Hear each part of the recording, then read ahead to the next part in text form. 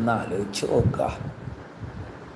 ഒരമ്മയ്ക്ക് തൻ്റെ മകൾ അല്ലെങ്കിൽ മകൻ എന്ന് പറയുന്നത് എത്രമാത്രം സ്നേഹവും ശ്രേഷ്ഠതയും നൽകുന്ന ഒന്നാണ്.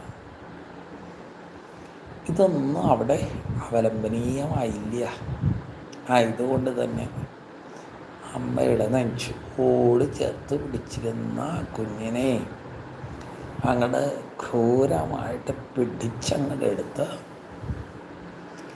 നേരെ ഭടന്മാർ ഒരു ചങ്ങാടത്തിൽ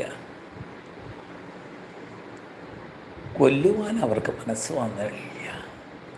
കൊല്ലാനാണ് കൽപ്പന.